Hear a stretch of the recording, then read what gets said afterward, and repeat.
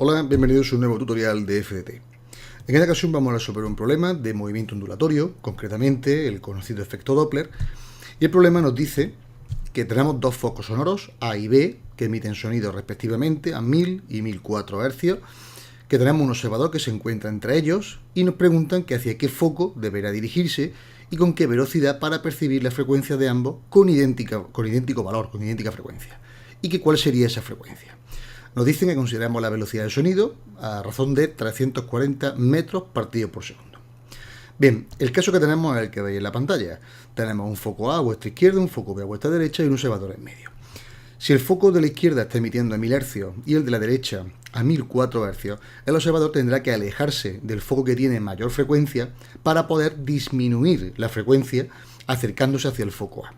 Bien, esto, la fórmula que lo regula es la que conocéis como la del efecto Doppler, donde en función de las velocidades de foco y de observador, teniendo en cuenta cuál es la velocidad de la onda, en este caso la del sonido, podemos evaluar cuál es la relación que existe entre la frecuencia que percibe el observador con respecto a la que emite el foco. En este caso, cada uno de los dos focos.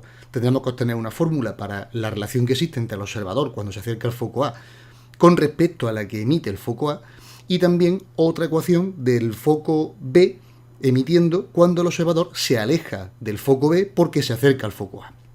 Bueno, vamos a ver que esto parece un poco lioso, pero vamos a verlo con la fórmula principal. Tendríamos entonces, hemos dicho, nuestro foco a la izquierda de 1000 Hz, foco a la derecha de 1004 Hz, y tenemos la fórmula Doppler que aparece aquí, que es donde la frecuencia percibida es una función que permite incorporar la frecuencia emitida con respecto a la velocidad relativa. Esta es la fórmula general, donde aparece la velocidad de la onda, en este caso la del sonido, 340 metros partidos por segundo, relacionándola tanto con la velocidad del observador como la del foco. Este es el caso en el que exista un acercamiento, donde si el foco se mueve, que no es el caso del problema, puesto que en este problema, como podéis ver aquí abajo, las velocidades de A y B, que son los focos respectivos, son cero, pero en el caso de que pudiera existir, para que se acercaran sería este el caso positivo. Si es el observador el que se acerca al foco correspondiente, el signo es positivo. Si es el foco el que se acerca al foco correspondiente, o sea, al observador, sería negativo. Si el foco se alejara, sería positivo en el denominador, y si el observador se alejara, sería negativo en el numerador. Bien, este es el caso, hemos dicho, de partida, y de aquí podrían salir hasta 4 subcasos. Relativamente. Foco se mueve, ambos se mueven, foco quieto, observador en movimiento, acercándose o alejándose, y observador quieto y el foco alejándose o acercándose en movimiento. Bien, pues para nuestro caso tendríamos lo que aparece aquí. Nosotros vamos a considerar que el observador es el que se acerca hacia el foco A, y entonces al acercarse aparece el signo positivo para el observador, y desaparece, dado que es nula, la velocidad del foco en el denominador. Bien, esta sería nuestra frecuencia percibida, y para el caso del foco B, como el observador al acercarse a se aleja de B, aparecería el signo negativo en el numerador para la velocidad del observador. Y en este caso, la afectación sería la correspondiente a la frecuencia que emite el foco B. Bien, si pasamos ya a cuantificar esto numéricamente, tenemos las dos expresiones que hemos visto en la diapositiva anterior, y como se perciben como idénticas, lo que tenemos un método de igualación. Al igualar entre sí ambas expresiones, estas dos expresiones de aquí, nos quedaría esto que aparece en este lado, en la esquina superior derecha, donde 340 más la velocidad del observador, partido por 340 por la frecuencia emitida por el foco A, es igual a 340 menos, porque ahora se aleja del foco B, la velocidad del observador, partido por los 340 de la velocidad del sonido, por la frecuencia que emite ese foco B.